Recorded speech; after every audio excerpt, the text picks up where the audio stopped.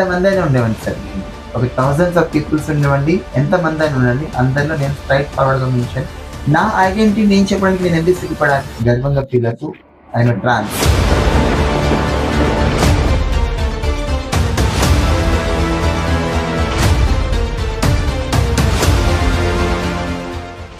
Welcome to ANC media. మన ANC media Nityanveshi కార్యక్రమంలో భాగంగా ఈరోజు మనం ఒక ప్రత్యేకమైన వ్యక్తుల్ని ఇంటర్వ్యూ చేయడానికి వచ్చాం. వాళ్ళ గురించి ఒక నిమిషం మాట్లాడాలనుకుంటున్నాను. వారు మనతో పాటు ఈ భూమి మీద జన్మించారు. మన ఇంటి పక్కనో, మన పక్క వీధిలోనో, మన పక్క గ్రామంలోనో ఈ భూమి మీద మనతో పాటు జీవించిన వారిని చాలా తక్కువగా, చులకనగా, హేళనగా ఈ ఇతర సమాజం అంతా చూస్తుంది. భారత రాజ్యాంగం ప్రకారం ప్రజలందరికీ ఉన్న హక్కులు వాళ్ళు కలిగి ఉన్నారు. అలా కలిగి ఉన్నా సరే వారు కుటుంబ సభ్యులు సైతం వాళ్ళని తక్కువగా చూడడం, ఇతర సమాజం హేళనగా చూడడం, ఇతర రంగాల్లో వాళ్ళు అభివృద్ధి చెందకపోవడానికి ప్రధాన కారణమవుతుంది. అయితే భారత అత్యున్నతమైన న్యాయస్థానం సుప్రీంకోర్టు లాంటివి వాళ్ళకి ఒక ప్రత్యేకమైన తీర్పు ఇచ్చి కేంద్ర రాష్ట్ర ప్రభుత్వాలని ఆదేశించిన ఆ ఆదేశాలన్నీ కూడా కాగితాలకే పరిమితమయ్యాయి. అసలు ఈ సమాజంలో అన్ని రంగాల్లో అభివృద్ధి చెందాలంటే వాళ్ళు ఎలాంటి చర్యలు తీసుకోవాలి, ప్రభుత్వాలు ఏం చేయాలి, సమాజం ఎలా చూడాలి, ఈ విషయాలని మనం మాట్లాడుకుంటుంది ట్రాన్స్జెండర్స్, మేల్ ఫీమేల్, స్త్రీ పురుషులతో పాటు పుట్టిన మూడవ లింగం, థర్డ్ జెండర్. అసలు ఈ థర్డ్ జెండర్స్ పుట్టడం వారి తప్ప? ఈ ప్రపంచంలో ఈ భూమి మీద ఏ జీవి కూడా తన పుట్టుకను తాను ముందుగా తెలుసుకోదు. పుట్టడం అనేది ప్రకృతి ధర్మం, ప్రకృతిలో భాగంగా పుడతారు. సరే, అలా పుట్టిన వాళ్ళని ఇతర సమాజం ఎందుకు తక్కువగా చూస్తుంది? అసలు తక్కువగా చూడవలసిన అవసరం ఎందుకు వచ్చింది? వాళ్ళ పరిస్థితులు మెరుగుపరచాలంటే ప్రభుత్వాలు ఏం చేయాలి, మనం ఏం చేయాలి, వాళ్ళు ఏం చేయాలి? ఇలాంటి అనేక విషయాలను సమగ్రంగా మన కాకినాడకు చెందిన పండు నాయక్ గారిని మనం అడిగి తెలుసుకుందాం. నమస్తే పండు నాయక్ గారు. నమస్తే అండి. పండు నాయక్ గారు, ఒక విషయం చెప్పండి. థర్డ్ జెండర్, ఆ ట్రాన్స్జెండర్గా మీరు ఎప్పుడు గుర్తించబడ్డారు? అసలు నేను థర్డ్ జెండర్గా నా బాల్యంలోనే చిన్నప్పటి నుంచి అమ్మ కొంగు పట్టుకుని ఎక్కువ తిరుగుతూ ఉండేదాన్ని. ఎందుకంటే మాలాంటి వాళ్ళకి కుటుంబంలో ఎవరి ప్రేమ ఎక్కువగా దొరుకుతుంది అంటే తల్లి ప్రేమ ఎక్కువగా. అందరికీ తల్లి అంటే ఇష్టం, కాకపోతే ఏంటంటే నార్మల్గా ఉండే పీపుల్స్ కన్నా ఈ టైప్ ఆఫ్ పీపుల్స్ ఎక్కువగా తల్లి మీద ఇంట్రెస్ట్ చూపిస్తూ ఉంటాం అన్నమాట. తల్లి ప్రేమ ఎక్కువగా, తల్లి కంగు పట్టుకొని తిరగడం, అమ్మతో ఉండడం, ఎక్కువగా చుట్టుపక్కల ఉన్న ఆడపిల్లలతో ఉండడం, ఇలా నార్మల్గా లైఫ్ జరిగిపోతూ ఉంటుంది. కాకపోతే ఏంటంటే ఊహ అనేది మేము ఇలా అనేది మాకు ఒక 13, ఇప్పుడు ఒక ఫిమేల్ చూడండి ఒకసారి, తను పుష్పవతి అలంకరణ జరుగుతుంది ఒక 13 సంవత్సరాలు వచ్చిన తర్వాత. అలాగే మాకు కూడా ఒక 13-14 సంవత్సరాల లోపే మాకు ఐడెంటిటీ అనేది మాకు తెలిసిపోతుంది అన్నమాట. ఫీలింగ్స్ స్టార్ట్ అవుతూ ఉంటాయి అన్నమాట. ఫీలింగ్స్ అనేవి స్టార్ట్ అవుతూ ఉంటాయి. ఆ ఫీలింగ్స్ ఎలా ఉంటాయంటే, బై బర్త్ ఒక మేల్గా జన్మనిస్తాం, తల్లి గర్భంలోంచి ఒక మేల్గానే రావడం జరుగుతుంది. సో ఆ మేల్గా వచ్చిన తర్వాత చిన్నప్పటి నుంచి అంటులు తోమడం అని, వాకలు తోడడం అని, ఇంకా అమ్మతో పాటు ఉంటాం కాబట్టి ఆడపిల్లలు ఏ పనులైతే చేస్తామో ఆ పనులు మేము చేయడం జరుగుతుంది. వేరేగా అప్పటికి చుట్టుపక్కల వాళ్ళు అంటూ ఉంటారు అన్నమాట, మీ అబ్బాయి ఇలాగా, మీ వాళ్ళు ఇలాగా, ఎందుకు అలా బిహేవ్ చేస్తున్నారంటే చిన్న వయసు కదా అని చెప్పేసి పేరెంట్స్ అప్పుడు కూడా కేర్ అనేది చేయరు. ఇంతేనేమో, మారుతారేమో, ఉండే కొద్ది సిచ్యువేషన్స్ మారే కొద్ది మారుతారేమో అనుకుంటాం. మాకు మేముగా గుర్తించేది 14 or 13 ఏజ్లో. సరే, థర్డ్ జెండర్గా గుర్తించబడిన తర్వాత, మీకు మీరు తెలుసుకున్న తర్వాత మీ కుటుంబం ఎవరైతే ఉన్నారో వాళ్ళకి ఈ విషయాలు చెప్తారా మీరు? మేము ఈ వయసులో ఇలా మేము ఆలోచించుకొని మేము ఇదే అని తెలుసుకున్న టైంలో పేరెంట్స్కి చెప్పాలంటే మాకు ఒక భయం అనేది వస్తుంది, ఒక ఫియర్నెస్ అనేది అడ్డొచ్చేస్తుంది అనమాట. చెప్తే వీళ్ళు ఏం చేస్తారు, అటు ఫ్యామిలీకి దూరం అయిపోవాలి, ఇటు వెనక్కి తిరిగి చూస్తే కమ్యూనిటీ అనేది ఏం తెలియదు. కమ్యూనిటీ అనేది మాకు అప్పుడే మా యొక్క ఐడెంటిటీ, సెల్ఫ్ ఐడెంటిటీ అనేది మేము ఒక 14-13 ఏజ్లో చేసుకున్న తర్వాత అప్పుడు మేము ఎక్కడికి వెళ్ళాలి, అసలు ఈ కమ్యూనిటీలో ఎక్కడికి వెళ్ళాలి, అసలు ఈ కమ్యూనిటీ అంటే ఏంటో. ఎందుకంటే ఒక ఇంట్లో అలా ఉండి అన్నయ్య, అమ్మ, తమ్ముడు, తాతయ్య, ఒక ఫ్యామిలీ లైఫ్లో ఉన్న వాళ్ళు ఒక్కసారి అక్కడి నుంచి బయటికి వెళ్తే మనకి బ్యాక్ సైడ్ ఏం జరుగుతుందో, ఏంటి, ఎలా జీవించాలి ముందన్న ఆలోచన మనకి ఆ వయసులో ఆలోచన అనేది రాదు కదా సార్. ఆ వయసులో రానప్పుడు పేరెంట్స్తోనే ఎక్కువ ఇంటరాక్ట్ అయి ఉంటాం అన్నమాట. పేరెంట్స్తోనే మేము అలా ఉండడం వల్ల పేరెంట్స్ కూడా మమ్మల్ని చాలా క్లోజ్గా చూస్తారు. అమ్మ అయితే చాలా ప్రేమగా ఆప్యాయతగా, ఒకవేళ నాన్న ఏమన్నా తిట్టినా, అన్నయ్య ఏమైనా తిట్టినా, ఇలాంటి పనులు చేస్తున్నాడు వీడు అని చెప్పి బయట వాళ్ళు అనడం వల్ల, అన్నయ్య కానీ కొంచెం మగవాళ్ళు పౌరుషంగా ఉంటారు కదా, అనడం వల్ల కొంచెం ఇబ్బంది పడి ఇంటికి వచ్చిన తర్వాత నువ్వు ఇలా చేస్తున్నావంటే ఎందుకు అని కొనడానికి చేయెత్తిన అమ్మ ఒక ప్రేమగా ఒక అడ్డుగోడలో నిలబడి ఆపుతుందన్నమాట. ఆపుతుంది. కానీ అలాంటి ప్రేమను వదులుకొని రావాలి అంటే బయటికి రాలేము సార్. కాకపోతే ఏంటంటే సిచ్యువేషన్స్ వల్ల ఇంక మేము బయటకు వచ్చేయాలి. ఎందుకంటే మా ఫీలింగ్స్ అనేవి అక్కడ మేము షేర్ చేసుకోలేము. కుటుంబంలో షేర్ చేసుకోలేము. ఒకవేళ కుటుంబంలో షేర్ చేసుకుంటే అక్కడ పేరెంట్స్ని ఇబ్బంది పెట్టిన వాళ్ళం అవుతాం. ముఖ్యంగా ఎవరినైతే అమితంగా ప్రేమిస్తామో, తల్లిని ఎంత అమితంగా ప్రేమిస్తామో, తల్లి బాధపడితే చూడలేని మనస్తత్వాలు సార్ మాకు. ఇప్పుడు అన్నయ్య నాన్న ఎవరు బాధపడినా చూడలేం. కాకపోతే తల్లిని ఎక్కువగా ప్రేమిస్తాం కదా, ప్రేమించడం వల్ల తల్లి బాధపడితే చూడలేం. కానీ మా ఫస్ట్ ఫీలింగ్ మేము బయటకు వచ్చేసిన తర్వాత కూడా ఈ సమాజం ఈ కమ్యూనిటీతో ఇన్వాల్వ్ అయినప్పుడు కూడా మా ఫస్ట్ ఫీలింగ్ షేర్ చేసుకునేది అమ్మతో మాత్రమే. ఎందుకంటే అమ్మ అనేది ఒక ఆదరణ.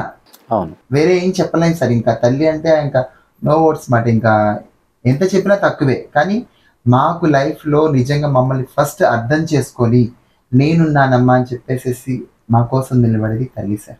ఇప్పుడు మీరు మేల్గా జన్మించారు, మీరు మేల్గా పుట్టారు అంటే ఫీమేల్ ఇంటర్నల్గా మీకు ఫీమేల్ ఆలోచనలు వచ్చాయి. వచ్చిన తర్వాత మీ కుటుంబంతో షేర్ చేసుకున్న తర్వాత ఎలాంటి వివక్షత ఏమన్నా గురయ్యారా మీరు అక్కడ? అసలు కుటుంబం మిమ్మల్ని ఎలా చూసింది అప్పుడు?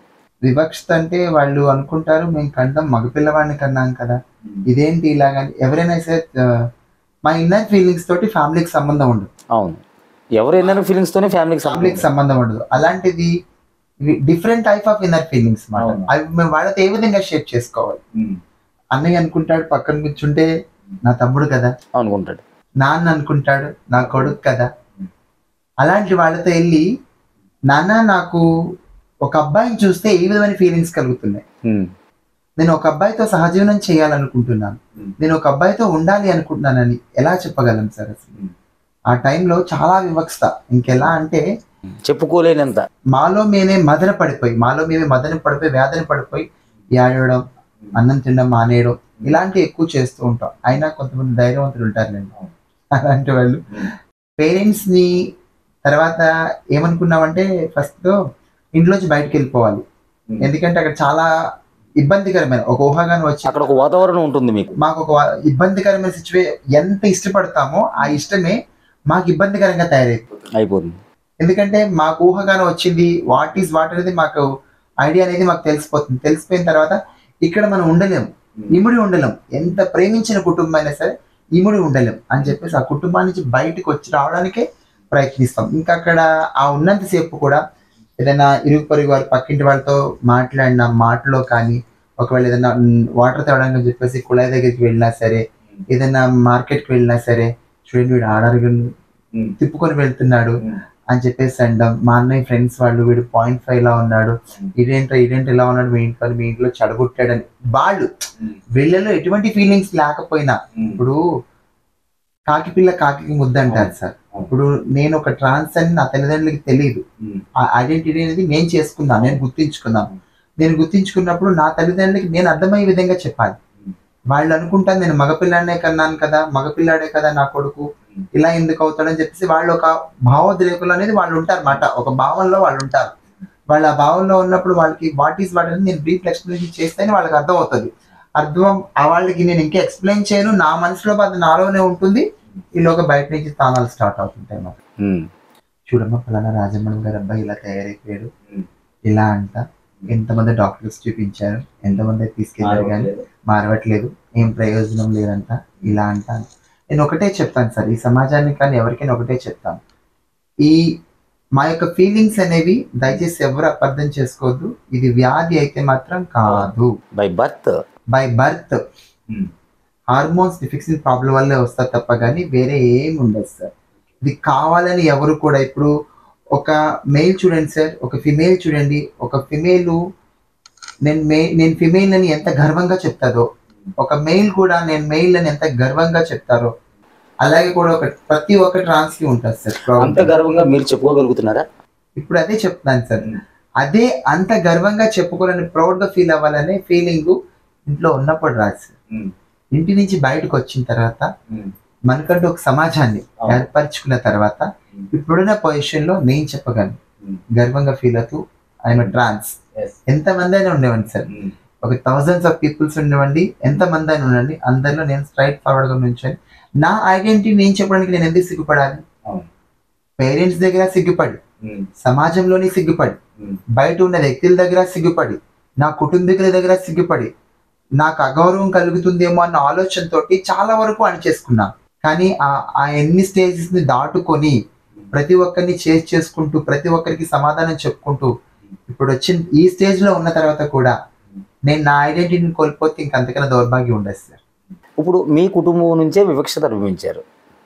మీరే కాదు, మీకులా ఎవరైతే ట్రాన్స్జెండర్స్ ఉన్నారో అందరూ కూడా ఆయా కుటుంబాల నుంచి వాళ్ళ ఎక్స్పెక్టెన్సీ ఉండదు అక్కడ. సరే, కుటుంబం నుంచే ఎక్స్పెక్టెన్సీ లేనప్పుడు సమాజం మిమ్మల్ని ఎంతగా యాక్సెప్ట్ చేస్తుంది? మీరు అడిగిన క్వశ్చన్ చాలా మంచి క్వశ్చన్ అడిగారు, దాన్ని క్లియర్గా చెప్తాను సార్ సమాధానం. ఇప్పుడు పేరెంట్స్ ఎలా ఉన్నా పేరెంట్స్ అనేది యాక్సెప్ట్ చేయడం స్టార్ట్ చేస్తారు. యాక్సెప్టెన్స్ ఇది అనేది కంపల్సరీ ఫ్యామిలీలో ఉంటుంది, లేకుండా ఉండదు. వాళ్ళు ఏంటంటే ఒక భయాంకానికి, ఒక విధమైన భయానికి లోనైపోతారు. ఇలాంటి అబ్బాయి మా ఇంట్లో ఉంటే సమాజం మమ్మల్ని ఎలా చూస్తుంది? అదే సమాజానికి మళ్ళీ వాళ్ళు భయపడతారు. అదే సమాజానికి వాళ్ళు భయపడతారు. ఏ సమాజానికి అయితే మేము భయపడతామో, నా పేరెంట్స్, నన్ను కన్నా తల్లిదండ్రులు కూడా, నేను ఒకటే మాట చెప్తాను నా పేరెంట్స్ కానీ ఇక్కడ పేరెంట్స్ ప్రతి ఒక్కరికి, మీ అబ్బాయి ఏ రంగంలోనే ఉండవండి, ఎలాంటి సిచ్యువేషన్ లో అయినా ఉండండి, తను ఏ పొజిషన్ లో ఉన్నా సరే నా తల్లి అని చెప్పేసి, నా తండ్రి అని చెప్పేసి మీ దగ్గరికి వచ్చినప్పుడు మీరు ఆదరించండి. ఎనీ రంగం ఏదైనా అండి, ఏ ఇండస్ట్రీ, లోకంలో చాలా ఇండస్ట్రీస్ ఉన్నాయి, ఆ ఇండస్ట్రీలో ఏ ఇండస్ట్రీ, ఇది ఒక ఇండస్ట్రీ అనుకోండి, అందులో తప్పే ఉంది సార్, ఇది కూడా ఒక ఇండస్ట్రీ అనుకోండి, అనుకున్నప్పుడు తప్పే ఉంది. బయట వాళ్ళు వేసే యొక్క మాటలకి, వాళ్ళు మాట్లాడే మాటలకి ఈ పేరెంట్స్ మెయిన్ ఏంటంటే ఊళ్ళో మన పరువు ఏమైపోతుంది, పరువు, మన కుటుంబకుల మధ్య మన విధానం ఏమైపోతుంది. ప్రతి ఒక్కరి పేరెంట్స్ ఒకటే చెప్తున్నాను, కష్టం అంటే కుటుంబకులకు రారు, నీ ఇంట్లో ఇబ్బంది అంటే నీ గ్రామస్తులు ఎవరైతే ఉన్నారో వాళ్ళు ఎవరో వచ్చి చూడరు. ఏ కొడుకైతే ఏ కూతురు అయితే మీ కష్టాల్లో పాల్పంచడానికి సిద్ధంగా ఉంటారు. మేము ఎవరైతే ఉన్నామో కమ్యూనిటీగా నేను ఒకటే చెప్తున్నాను, ఏ రంగమైనా వదిలేసేయండి. ఒక ఇండస్ట్రీ ఏ రంగం అని అనుకోండి, ఎనీ రంగం అనుకోండి, మీ ఇష్టంతో పని. మీరు తీసుకోవడం పాజిటివ్ గా తీసుకుంటే మీకు పాజిటివ్ గానే ఉంటుంది, నెగిటివ్ గా ఆలోచిస్తే అది నెగిటివ్ గా అర్థమవుతుంది. మేము మాత్రం ఉంటాను సార్ మా పేరెంట్స్, కానీ ఆ యొక్క ఆలోచన అవగాహన అనేది వాళ్ళకు ఉండదు. ఆ పేరెంట్స్ ఇక్కడ అంతా అదే ఇబ్బంది సార్. ఎవరైతే సమాజం మెయిన్, ఇప్పుడు మేము ఎదుర్కొనేది సమాజం ద్వారా, నా కుటుంబీకులు ఎదుర్కొనేది కూడా సమాజం ద్వారా. బయట వాళ్ళు, ఆ సమాజం ఎవరంటే ముఖ్యంగా బయట వాళ్ళు అనేస్తారా అంటే బయట వాళ్ళ దగ్గరికి సెకండరీగా వెళ్దాం సార్. ఫస్ట్ అనేది నా కుటుంబంలో ఎవరైతే ఉన్నారో, చిన్నాన్న, పెద్దనాన్న, బుల్లిబాబు, మేనమామ, మేనత్తలు ఎవరైతే ఉన్నారో వాళ్ళ దగ్గర నుంచే స్టార్ట్ అవుతుంది మాట. వాళ్ళు అమ్మాయి ఏదైనా ఫంక్షన్కి వెళ్తే ఆలకించావా పలానా వాళ్ళ అబ్బాయి ఇలా వెళ్ళిపోయాడంటే ఇంట్లోంచి అనగానే తల్లి మనసు ఒకసారి చాలా దుఃఖానికి గురవుతుంది. దుఃఖానికి గురైనప్పుడు ఆవిడ ఇంటికి వచ్చి ఆడడం, భర్త ఉంటాడు, భర్తకి బిడ్డలకి చెప్పుకోవడం వల్ల వాళ్ళు ఉన్న సిచ్యువేషన్ లో, ఇప్పుడు ఆడదనుకోండి అణుచుకొని నార్మల్ గా ఉండి మాట్లాడగలదు, కానీ నా తోడపుట్టిన అన్నదమ్ములు కానీ, నన్ను కన్న తండ్రి కానీ ఒక విధమైన పౌరుషానికి గురవుతాడు. మేము ఇంతలా పౌరుషంగా బ్రతుకోం, వీడెందుకు ఇలా చేస్తున్నాడు, వీడెందుకు ఇలా ఉంటున్నాడు. ఒకటే చెప్తాను సార్, ఏదైనా నా కుటుంబాన్ని నన్ను ఆదరించేది అంటే, ఆదరించేది అంటే అర్థం చేసుకునే విధంగా సమాజం ఉండాలేమో, కానీ సార్ ప్రతి ఒక్క ట్రాన్స్జెండర్ని, ప్రతి ఒక్క ఎవరైతే ఇజ్రా కమ్యూనిటీ పీపుల్స్ అందరినీ కూడా ఫ్యామిలీ ఏ ప్రాబ్లం లేకుండా యాక్సెప్ట్ చేస్తారు. కానీ కేవలం భయపడేది మాత్రం సమాజానికి. అటు నా ఫ్యామిలీ భయపడాలి, ఇటు నేను భయపడాలి. అసలు స్పష్టంగా ఒక విషయం చెప్పండి, ట్రాన్స్ లేకపోతే థర్డ్ జెండర్, హిజ్రా, ఇలా రకరకాలుగా పిలువబడే మిమ్మల్ని అసలు మీకు వృత్తి ఏంటి, అసలు మీ పని ఏంటి, మీరు ఏ వృత్తి చేసుకుని జీవించాలనుకుంటారు? సార్ మేము ఏ వృత్తి చేసుకొని జీవించాలి అంటే సార్, మాకు ఫస్ట్ నుంచి అంటే ఇది సాంప్రదాయం అని చెప్పేసి తరతరాల వ్యవహారం అనేసి అయితే నేను మాత్రం చెప్పను. ఈ సమాజంలో హిజ్రాగా దానికి ఇప్పుడు ట్రాన్స్ అని చెప్పేసి ఒక పదం కొత్తగా వచ్చింది, కానీ అంతకు ముందు రకరకాల పదాలు ఉండేవి. మా పూర్వీకులు అంటే నా వంశపరపరంగా నా కుటుంబీకుల కింద నేను అనట్లేదు, కానీ నా సమాజానికి, నా సమాజంలో కమ్యూనిటీ పీపుల్స్ అయితే వాళ్ళు చెప్తున్నారు, మా పూర్వీకులు వీళ్ళు ఎవరైతే ఉన్నారో కమ్యూనిటీ వాళ్ళు, మా పూర్వీకులు వాళ్ళు ఇంట్లోంచి బయటకు వచ్చేసిన తర్వాత ఎలా బ్రతకాలి అంటే ఆ టైంలో సార్ చాలా వివక్షత అనేది చాలా ఎక్కువగా ఉండేది అనమాట. ఇంకా ఎంత అనుభవించారంటే అప్పుడు నిరుత్సాహ స్థితి, ఏం చేయాలి తెలియదు, ఎలా జీవించాలో తెలియదు ఈ సమాజంలో. అలాంటప్పుడు చరిత్రలో వాళ్ళు ఆలోచించుకొని, చరిత్రను చూసుకొని, వాళ్ళు గొప్ప గొప్ప మేధావులు కూడా ఉన్నారు సార్ ఆ సమయంలో. వాళ్ళు చూసుకొని దేవుడే కదా మనకి పెట్టింది, బయట వాళ్ళు ఎవరు పెట్టలేదు, మన లోపం కూడా కాదు. ఎందుకంటే భగవంతుడు ప్రతి ఒక్కరిని ఏదో కారణం వల్ల పుట్టిస్తాడు. సో మనల్ని పుట్టించాడు, ముందు ముందు మన జీవితంలో ప్రణాళిక ఏ విధంగా ప్రణాళిక జరుగుతూ ఉంటుంది మనం చూద్దామని వాళ్ళ ఆలోచనలోని బ్రతికే విధానం ముందుకు వెళ్ళాలి. ఈరోజు గడవాలి అంటే ఎలా విధానం ముందుకు వెళ్ళాలనే ఆలోచనతోటి వాళ్ళు భిక్షాటన అనేది స్టార్ట్ చేసి భిక్షాటన వృత్తిగా తీసుకున్నారు. భిక్షాటన చేసుకుంటూ కొట్టుకెళ్ళి, ఇప్పుడు కొట్టు దగ్గరికి వెళ్ళి నాకు ఇవ్వండి అంటే ఎవరెవరు, అవునా? ఈ లోకం కూడా నమ్ముతారు సార్. ఈ లోకం కూడా మమ్మల్ని చాలా ఎంత అంటే ఇంట్రెస్ట్ గా వీళ్ళు ఆశీర్వదించే మంచిది, వీళ్ళ ఆశీర్వాదం చాలా గొప్పది, ఎలాంటి వ్యక్తులైనా సరే వీళ్ళు ఆశీర్వాదిస్తే పైకి వెళ్తారన్న ఒక నమ్మకం, ఆ నమ్మకాన్ని మేము గౌరవిస్తాం. అలాగే సమాజం కూడా ఆ నమ్మకాన్ని గౌరవిస్తుంది. అదే నమ్మకంతో మేము వెళ్ళి కుటుంబంకి వెళ్ళి మాకు ఒక శబ్దం ఉంటుంది, ఆ శబ్దం చేసి అడగగానే వాళ్ళు డెఫినెట్లీ మాట్లాడకుండా ఇస్తారు. ఇంతకు ముందు అంటే నిజంగా మేము ఈ ఫీల్డ్లోకి వచ్చిన కొత్తలో మేము ఇలా వెళ్తుంటే దానంటే నడిస్తే చాలు, పక్కన వాళ్ళు పక్కన నడిచేవారు కాదు. అమ్మో వీళ్ళు ఇదా అని చెప్పేసి అంటరానితనంగా చూసేవారు మనం. చాలా అంటే చాలా కాలం ఈ అంటరానితనం అనేది ఉంది, మీ మీద కూడా అంటరానితనం చూపించింది ఉండేది సార్ తప్పకుండా. ఎందుకంటే అంటే నేను అదే చెప్తున్నాను, ఈ యొక్క ట్రాన్స్ ఎవరైతే ఉన్నారో, హిజ్రాస్ ఎవరైతే ఉన్నారో, వీళ్ళు ఇలా మారడానికి హార్మోన్స్ ప్రాబ్లం తప్ప వేరే ఏం లేదు. ఇది ఒక వ్యాధి కాదు. వాళ్ళు ఏమని ఆలోచించేవారంటే పక్కనే సైడ్ నడిచి వెళ్ళిపోతే వ్యాధి మాకు అంటికిపోద్దేమో, ఇది ఒక వ్యాధి ఏమో అని చెప్పేసి ఆలోచించేవారు అనమాట. ఇప్పుడు మీరు చెప్పారు అదే మేము ఇలా పుట్టాం కాబట్టి భిక్షాటన అనేది మేము ఎంచుకున్న ఒక మార్గం ఇది అని చెప్పేసి. చాలా చారిత్రాత్మకంగా మనం చూసుకున్నట్లయితే రామాయణం లేకపోతే భారతం ఇలాంటి పురాణ గ్రంథాల్లో కూడా మీ గురించి ఉటంకించబడి ఉంది, మీ ప్రస్తావన ఉంది అందులో.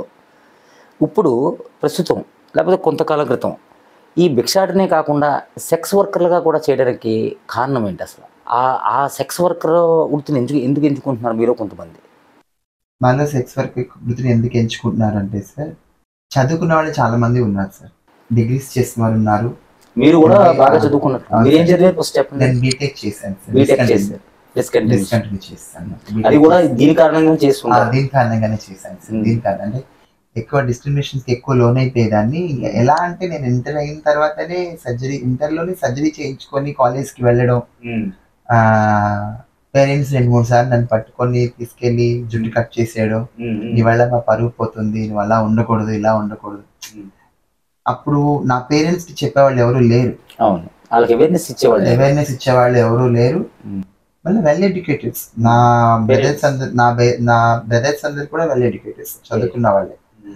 అదే కదా సార్ చెప్తాను, చదువుకున్న వాళ్ళే, గొప్ప ఉత్తీర్ణత వాళ్ళే. అయినా సరే ఏంటంటే సమాజం కోసం, ఇప్పుడు నేను ఎలా సమాజంలోకి బయటకు వెళ్ళి బ్రతకాలంటే,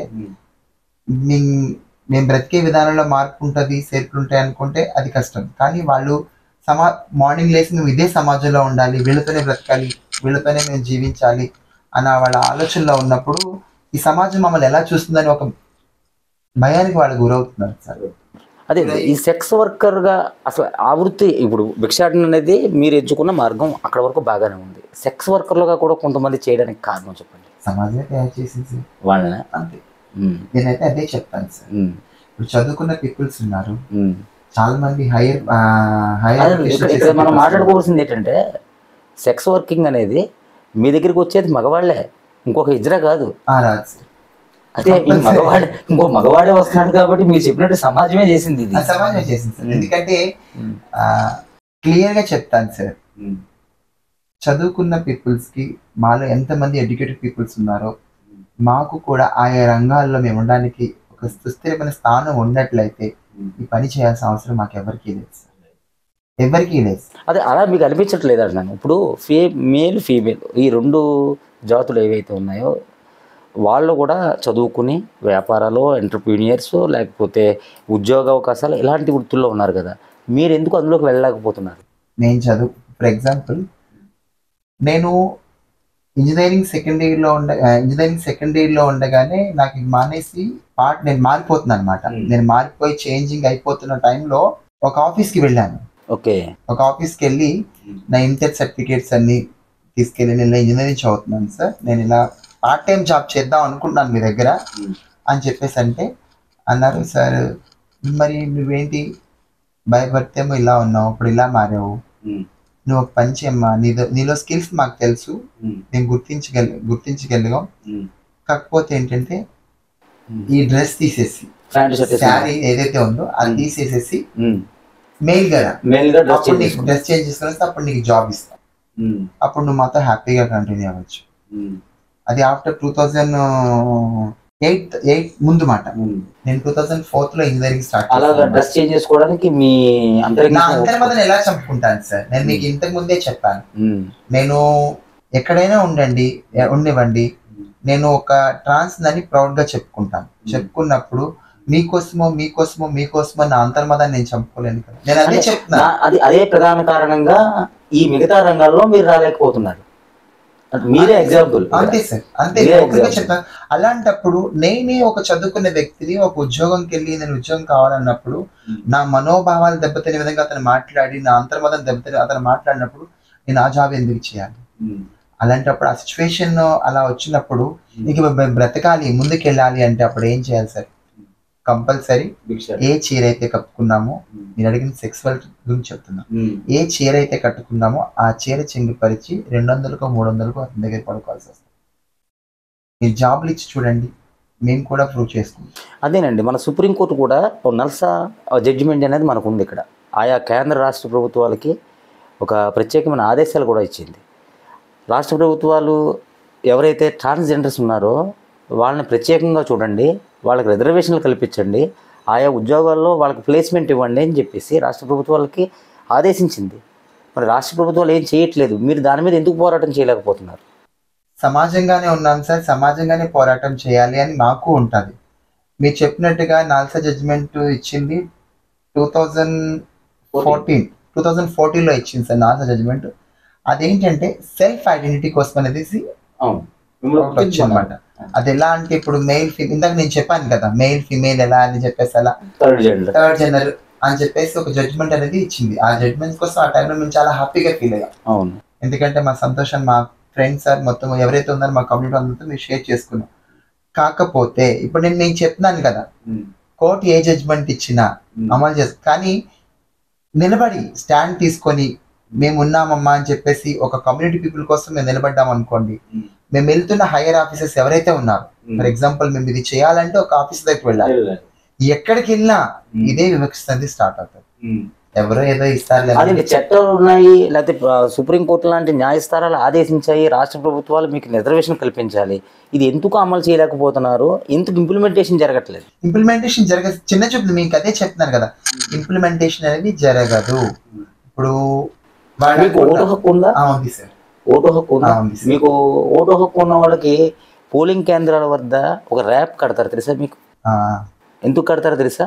ఆ పోలింగ్ బూత్లో ఒక 1000 మందో 900 మందో ఉన్నారనుకుందాం, ఒక వికలాంగుడు ఒక దివ్యాంగుడు అయినా ఉంటే ఆయన రావడానికి ఓటు వేయడానికి అవకాశం ఇవ్వడం కోసం ర్యాంప్ కడతారు. అన్ని ప్రభుత్వ ఆఫీసుల్లో కూడా ర్యాంప్ ఉంటుంది.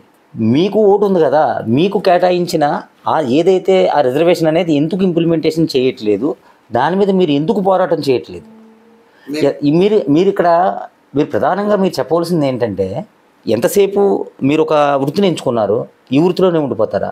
మీ నెక్స్ట్ జనరేషన్ ఉంటుంది, మీ తర్వాత జనరేషన్ ఉంటుంది, మీకు మళ్ళీ ఇంకా వచ్చేవాళ్ళు కూడా ఉంటారు. ఇది ఎవరు ఎలా పుడతారో తెలియదు కాబట్టి సరే వాళ్ళకి కూడా ఈ మార్గమే చూపిస్తారా? మీరు ఏ మార్గం చూపించాలనుకుంటున్నారు? అసలు మీరు అడిగిన క్వశ్చన్ చాలా హ్యాపీగా ఉంది సార్. నిజంగా రాబోయే తరానికి ఇప్పుడు మీరు ఎలా అడిగారంటే, ఒక తండ్రి తన కొడుకుకు ఎటువంటి వారసత్వాన్ని ఇస్తాడు, నాకు ఎప్పుడైనా సరే ఒకటే కోరుకుంటాను సార్, మేము ఒక పొజిషన్లో ఉన్నాము, నా కొడుకు కూడా మంచి పొజిషన్ లో ఉండాలి.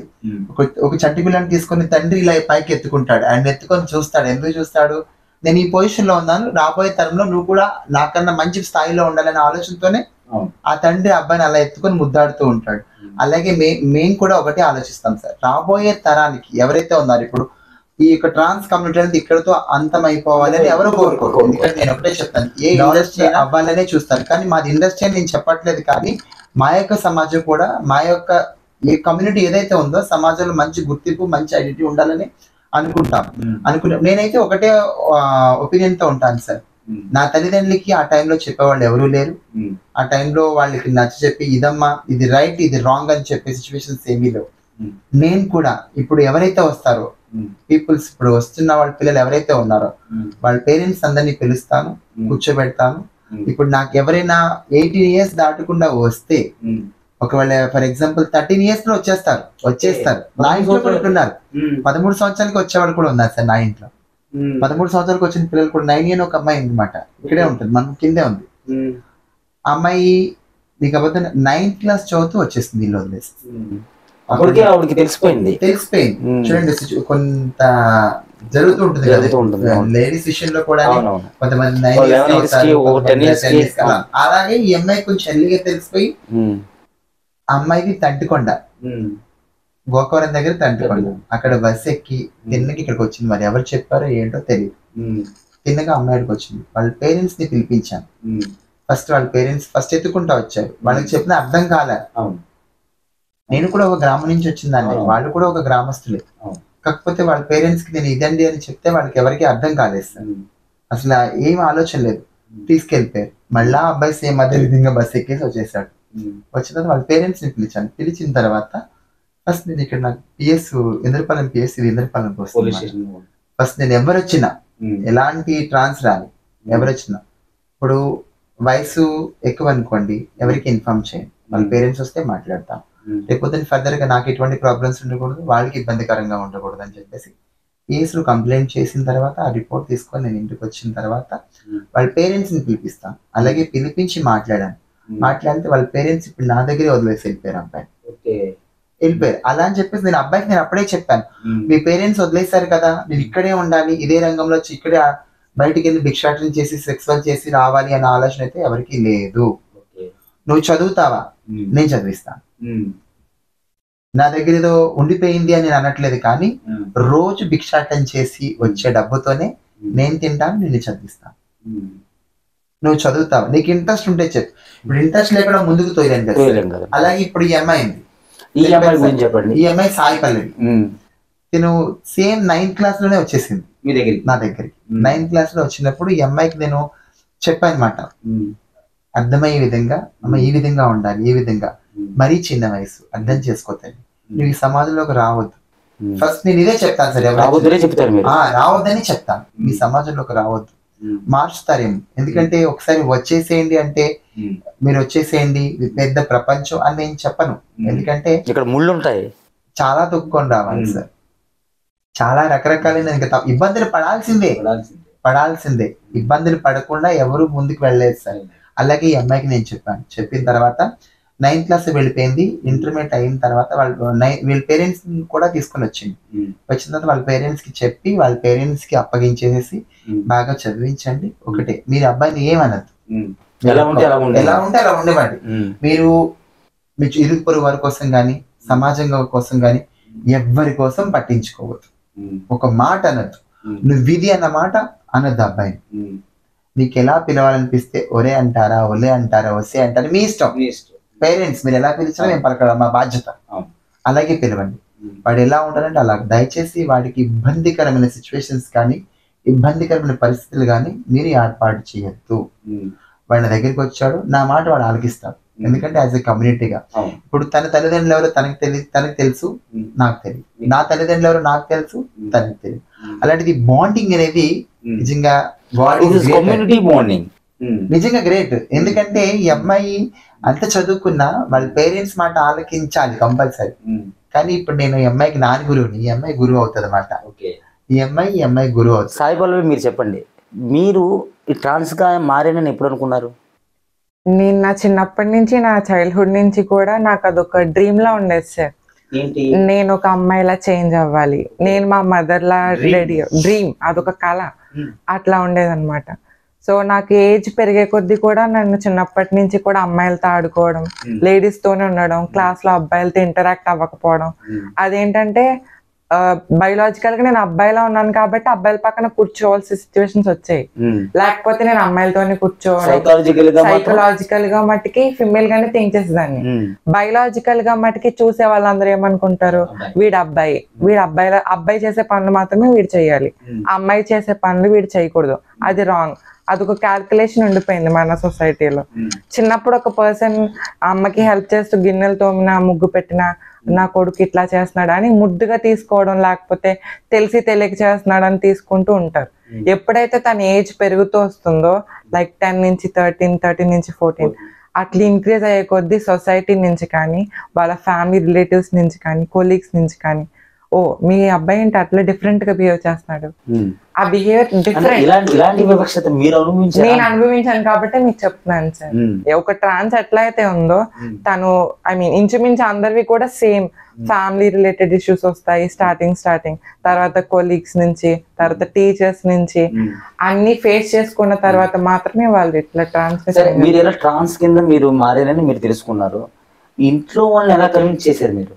ఇంట్లో వాళ్ళని కన్విన్స్ చేయడం అంటే సార్, ఇప్పుడు ఒక పర్సన్ కి, ఒక కపుల్ ఉన్నారు, మ్యారీడ్ కపుల్, వాళ్ళకి ఒక బేబీ పుడుతుంది.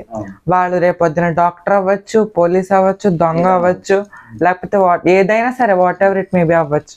కానీ పేరెంట్స్ కన్నా తర్వాత అది వాళ్ళ రెస్పాన్సిబిలిటీ ఏంటి, వాళ్ళు ఎదిగి వాళ్ళ ఎంప్లాయ్మెంట్ ఏజ్కి వచ్చే వరకు వాళ్ళని చూసుకోవడం తల్లిదండ్రుల యొక్క బాధ్యత. తర్వాత తల్లిదండ్రులు ఎప్పుడైతే ఏజ్డ్ అవుతున్నారో ఈ పిల్లలు ఎవరైతే ఉన్నారో వాళ్ళు చూసుకోవడం రెస్పాన్సిబిలిటీ. ఇక్కడ మీరు ఎలాంటి, అసలు మీరు చెప్పారు కదా, చెప్పినప్పుడు ఎలాంటి ఫేస్ చేశారు మిమ్మల్ని? ఫస్ట్ మా పేరెంట్స్ అయితే యాక్సెప్ట్ చేయలేదు సార్. ఇప్పుడు ఏ పేరెంట్ కూడా నువ్వు ఇట్లా తయారవ్వు, నువ్వు ఇట్లా రెడీ అవ్వు అని ఎవరు చెప్పరు. ఇందాక మా నాని గారు చెప్పినట్టు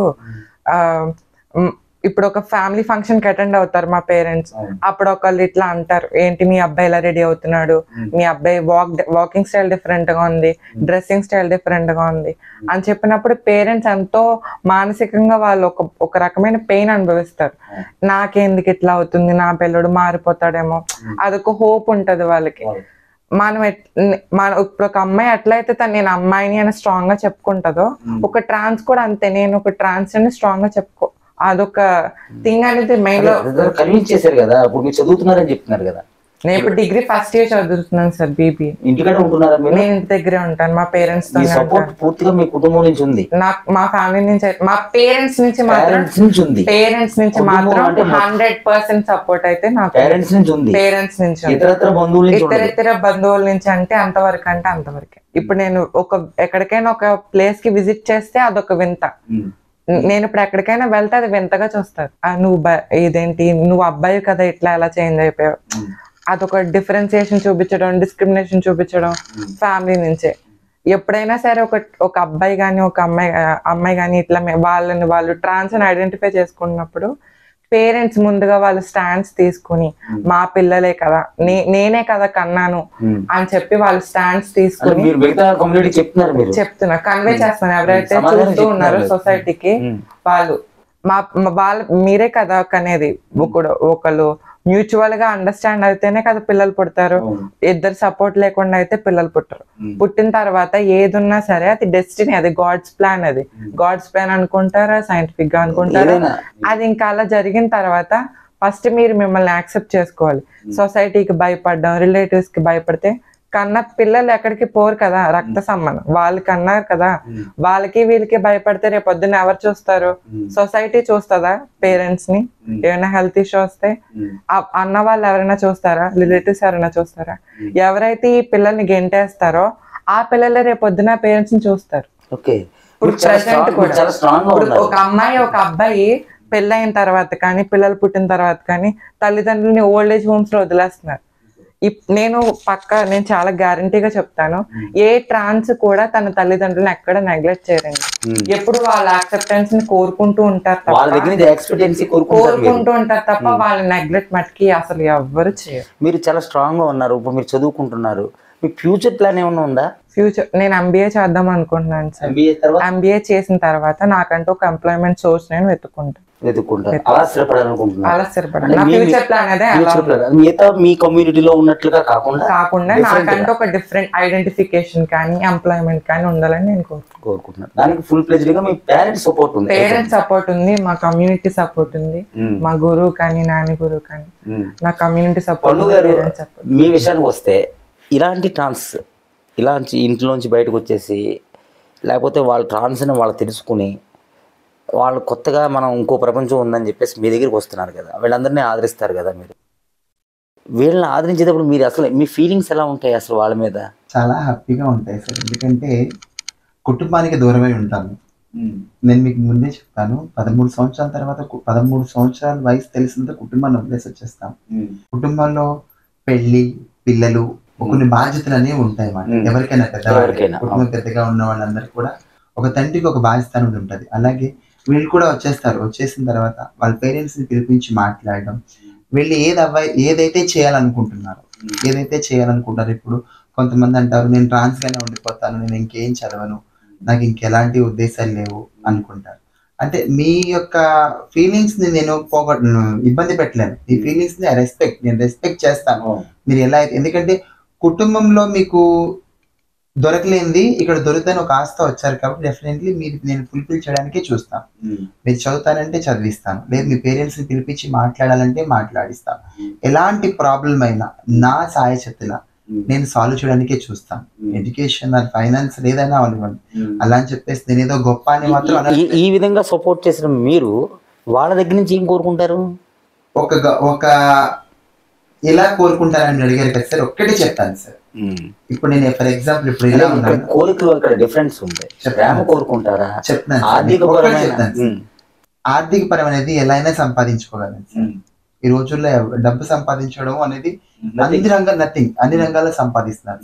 ఇప్పుడు మాకు ఇచ్చే దాతలే హ్యాపీగా ఉండాలి, వాళ్ళ ఫ్యామిలీస్, వాళ్ళ కుటుంబాలు, పిల్లలు, భార్యలు అందరూ బాగుండాలి, వాళ్ళ బిజినెస్ కూడా బాగుండాలని నేనైతే మనస్ఫూర్తిగా కోరుకుంటాను. అందరూ మేము ఉండాలి సార్ నిజంగా. కాకపోతే వెళ్ళించి ఒక ప్రేమ కోరుకుంటాను. ఎలాంటి ప్రేమ అంటే రేపొద్దు నేను చనిపోవచ్చు, నేనే చనిపోవచ్చు. చనిపోయిన తర్వాత నా కుటుంబీకులు ఈ రోజు ఎవరైతే ఉన్నారో, నా అన్నదమ్ములు, నా తల్లిదండ్రులు ఎవరైతే ఉన్నారో, అయ్యో నా కొడుకు చనిపోయాడు, నా కూతురు చనిపోయిందని వచ్చి చూసి వెళ్ళిపోవడం తప్ప గాని నేను ఎక్కడైతే పుట్టానో అక్కడికి ధైర్యంగా నన్ను తీసుకుని వెళ్ళే పొజిషన్ లో వాళ్ళు లేరు సార్. మీ కుటుంబం నుంచి తీసుకెళ్లరు కూడా. ఓపెన్ గా చెప్తున్నాను. అదే ఊర్లో పుట్టాను, అదే గ్రామంలో పెరిగాను, అదే గ్రామంలో ఉన్నాను, అదే గ్రామం నుంచి వచ్చేసాను. మా గ్రామస్తుడు అని చెప్పేసి అనుకుంటారేమో గాని, మా కుటుంబం అనుకుంటారేమో గాని, ధైర్యంగా మా తమ్ముడు, మా చెల్లి చనిపోయిందని చెప్పి తీసుకెళ్ళి, కానీ వస్తారు, చూస్తారు, బాధపడతారు, వెళ్ళిపోతారు. కానీ నాకు ఎటువంటి కష్టం వచ్చినా, ఎటువంటి ప్రాబ్లం వచ్చినా, ఎటువంటి విధానంలో ఉన్నా సరే నాకు తోడుగా ఉండేది వీళ్ళే సార్. అట్లీస్ట్ నాకు చిన్న జ్వరం రానివ్వండి, నేను ఏదైనా బయటకు వెళ్ళి కొన్ని సమస్యలతో బయటకు వచ్చినా నాకు ఒక కప్ కాఫీ పెట్టడానికి అవనివ్వండి. ఇంకా నా పిల్లలు సార్. ఇంకా నాకు ఒక ఫ్యామిలీ వీళ్ళకి ఫంక్షన్ చేస్తాను. ఇంకా వీళ్ళు వచ్చిన తర్వాత ఆపరేషన్ అయిన తర్వాత ఒక ఫంక్షన్ చేస్తాను, 40 days ఫంక్షన్. అది వీళ్ళు mature function. Mature function, marriages, ఆ ఫంక్షన్ లోనే వాళ్ళ గురువు ఎవరైతే ఉన్నారో వాళ్ళ గురువుతో తాళి కట్టిస్తాను. ఇంకా వాళ్ళ పెళ్లి మాట. ఇంకా కుటుంబంలో మేము మా ఫ్యామిలీలో పెళ్లి జరుగుతాయి, వెళ్ళలేం కదా సార్. వెళ్ళి అమ్మయ్య 4 అక్షంతలు వేయలేం. వేసి వాళ్ళు ఆశీర్వదించే పొజిషన్ లో మేము లేవు. మళ్ళీ ఏ సమాజం అయితే మమ్మల్ని వివక్షగా చూసి రావద్దు చుట్టుపట్టు మాటలతో పొడుస్తుందో వాళ్ళే మమ్మల్ని వాళ్ళ కుటుంబం పెళ్లి పిలిచి అందరూ ఒకేలా ఉండరు. నేను మీకు అదే చెప్తున్నాను. 5 ఏళ్ళు బరాబరిగా ఉండవు కదా, అలా సమాజం అందరూ ఒకేలా ఉండరు. ఎవరో ఉంటారు, కొంతమంది ప్రేమించే వాళ్ళు కంపల్సరీ ఉంటారు. మన అక్షంతలు వేసి ఆశీర్వదించడానికి బయట వాళ్ళు పిలుస్తారు. మీరు ఆశీర్వదిస్తే మంచిదమ్మా. నేను చెప్తున్నాను కదా సార్, బ్లెస్సింగ్ అనేది చాలా ఇంపార్టెంట్. మీ దగ్గర నుంచి మాకు వచ్చేది ఆ బ్లెస్సింగ్ మీరు చేయండి అని అంటారు. అలా బ్లెస్ చేయడానికి వెళ్తాము. అలాగే నా కుటుంబాల్లో ఆస్వాదించి మేము ఎక్కడికి వెళ్ళలేము సార్, వెళ్ళము. ఆ యొక్క పార్టీ మూడ్ అయితే ఏదైతే ఉందో ఆ యొక్క హ్యాపీనెస్ మేము ఎంజాయ్ చేయలేం. కానీ ఎంజాయ్ చేయగలం నా పిల్లల దగ్గర వీళ్ళకి జరిగే ఫంక్షన్స్ కానీ, వీళ్ళు చూసుకునే విధానం కానీ ఒక ప్రేమ సార్. మేము ఒకటే, తల్లిదండ్రుల దగ్గర నుంచి ఏ ప్రేమ అయితే నేను కోల్పోయానో అలాంటి ప్రేమనే వీళ్ళకి చూపించగలను. మీరు చూపించగలరు? నేను డెఫినెట్లీ చూపిస్తాను సార్. మైథిలి, మీరు చెప్పండి, మీది స్వతహాగా కాకినాడ అని తెలిసింది, మీరు ఇప్పుడు ట్రాన్స్గా అయ్యారు. 9th క్లాస్ చదువుకున్న టైంకి మీరు 9th క్లాస్ చదువుతున్నప్పుడే ఆ టైంకి నాకు తెలిసిందండి. అప్పుడు నాకు ఏం చేయాలో తెలీదు. ఈ సొసైటీలో నేను ఒక్కదాన్నే ఉన్నానని నాకు గిల్టీ అనిపించిందండి. మీరు ఒకరే ఉన్నారేమో. నాకెవరు కనపడలేదు. ఎవరైనా అడుగుదామంటే ఏ ప్రాబ్లం చెప్పలేను, ఇంట్లో వాళ్ళకి చెప్దామంటే అర్థం చేసుకునే వాళ్ళు కాదు. ఇంకేం చేయాలో తెలియక అప్పుడు ఈవిడే నాకు పరిచయం అయ్యింది. అవునండి. పరిచయం అయిన తర్వాత ఇలా ప్రాబ్లం అమ్మా అని చెప్పిన తర్వాత, సరే నువ్వేమి బాధపడకు, ప్రెసెంట్ అయితే నువ్వు చదువుకుంటున్నావు కాబట్టి చదువుకో, నీ ఇంట్లో ఏదైనా ప్రాబ్లం అయిపోతే నా దగ్గరికి వచ్చి నేను కావాలంటే చదివిస్తానని చెప్పి ఈవిడ హోప్ ఇచ్చిందండి. ఇంట్లో వచ్చిన తర్వాత మా బ్రదర్ అది కొద్దిగా నా వేషం చూసి కొద్దిగా డిస్టర్బ్ అయ్యి నన్ను తిట్టడం, ఇంట్లోంచి గెంటేయడం కూడా జరిగిందండి. చాలా సపోర్ట్ అసలు ఏమీ లేదండి. చాలా ఇంటికి వెళ్తానండి. ఇప్పుడు వస్తున్నారా? ప్రెసెంట్ అంటే ఎక్కువ వెళ్ళను, తక్కువ వెళ్తాను. ఇంటికి వెళ్ళినా ఒక 2 రోజులు 3 రోజులు ఉంటారు చాలా మంది. నేను అలా కూడా 1 అవర్ ఉండేసి వచ్చేస్తానండి. అయ్యో, అంటే ఇంట్లో కొద్దిగా చుట్టుపక్కల వాళ్ళు ఉంటారు కదా, వాళ్ళు చూస్తే వాళ్ళు వచ్చారు కొద్దిగా డిఫరెంట్ గా అడుగుతారు. వాళ్ళు కూడా అదే చేస్తారండి. వాళ్ళ వల్ల మా మదర్ కూడా కొద్దిగా నన్ను దూరం పెట్టడం అది జరిగింది. మా సిస్టర్ మ్యారేజ్ కూడా నేను దూరంగానే చేసాను. మా చెల్లి అండి, తన మ్యారేజ్. ఇంకా మా చెల్లి వాళ్ళ భర్త కూడా నేను ఉన్నట్టు తెలియదండి. మా మదర్ అన్నారు ఒకటే కూతురు అని చెప్పారండి. అంటే మొత్తానికి లేనేనండి. అంతలా గుర్తించుకున్నప్పుడు చాలా అండి. ఇంకా చెప్పాలంటే చావు దగ్గర వరకు వెళ్ళాలా అని అంత కోపం వచ్చేసింది. పేరెంట్సే అర్థం చేసుకోలేకపోతే ఇంకా బయట వాళ్ళు ఏం అర్థం చేసుకుంటారండి. అదే బాధలోనే ఉండేది. చాలా నాళ్ళు ఏడ్చాను, బాధపడ్డాను, అడిగాను కూడా. తర్వాత ఇంకా మా అత్తయ్య గారు పరిచయం అయిన తర్వాత ఇంకా ఆవిడ దగ్గర నేను ఉండిపోయి సెటిల్ అయ్యానండి. ఇంటర్వ్యూ ఇంకా ఆఫ్ చేశాను. పండుగ గారు, ఇంకొక విషయం అక్కడ చెప్పాలి. మీరు ట్రాన్స్ పెళ్లి చేసుకుంటారా మేల్ని? కొంతమందికి ఈ ఆలోచనలు ఉంటాయనేది నేను విన్నాను. అది నాకు వాస్తవం అవాస్తవం అనేది నాకు తెలియదు. ఈ మధ్యకాలంలో ట్రాన్స్ పెళ్లి చేసుకుని ఆత్మహత్యలు ఎక్కువ చేసుకుంటారు, మీరు అనిపించే ఉంటారు. అది కూడా విన్నాను. ఎందుకంటే ఇంటి దగ్గర తల్లిదండ్రుల దగ్గర ప్రేమ దక్కదు, సమాజం ప్రేమ దక్కదు. మా కమ్యూనిటీలో వస్తే గురువు నాన్నగురువులు వీళ్ళు ప్రేమగా మాట్లాడతారు. ఇది పరంపర అండి. గురువు నాన్నగురువు దాది గురువు. ఇప్పుడు తాత ముత్తాతలు ఎలా అయితే ఉన్నారో గురువు. ఇప్పుడు నేను ఈ అమ్మాయి గురువు, ఈ అమ్మాయి గురువు, ఈ అమ్మాయికి ఇంకొకరు వస్తారు కింద స్టేజ్ అన్నమాట. నాకు ఇంకొక ఆవిడ ఉన్నారు, కుమారమ్మ గారు అని చెప్పేసి లీడర్ అనమాట, మెయిన్ హెడ్ ఆఫ్ డిపార్ట్మెంట్ ఆవిడ. మా గురువు గారు కుమారమ్మ గారు అని చెప్పేసి ఉన్నారు.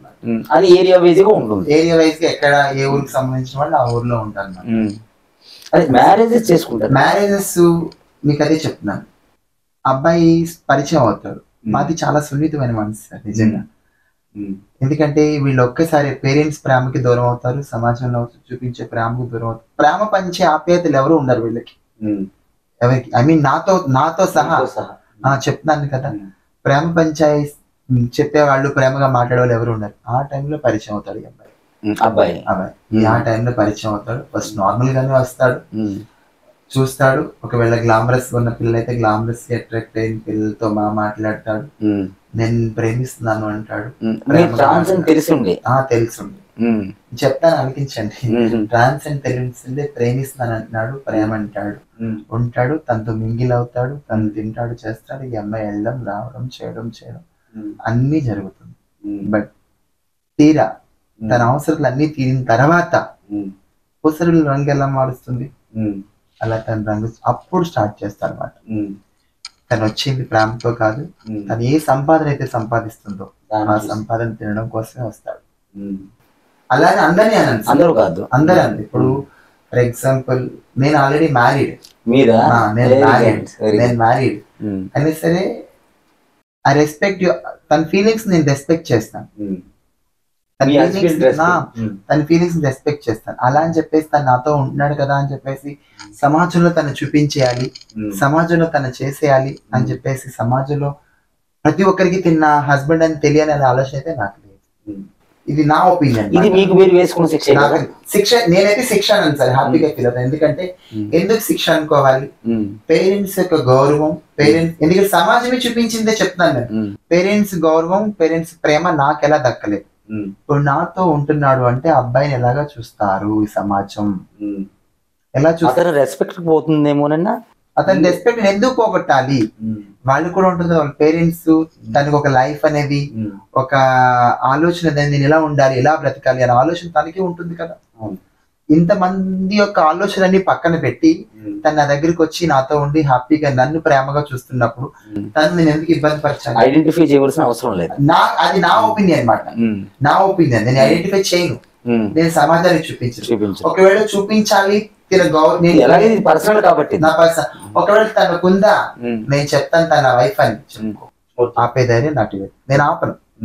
అది నీ ఒపీనియన్ కి, నీ విజ్ఞతగా వదిలేస్తాను. కానీ నా అంతటి నేను నిన్ను మాత్రం ఇబ్బందులు పెట్టను, ఇరకాటం చెయ్యను, ఏ విధంగా చూపించను. నీకు నాకు ఇబ్బంది పెట్టను ఉండదు. ప్రతి ఒక్క కమ్యూనిటీ పీపుల్స్ లో ఉన్న ప్రతి ఒక్క ట్రాన్స్ ఇలాగే ఆలోచిస్తారు.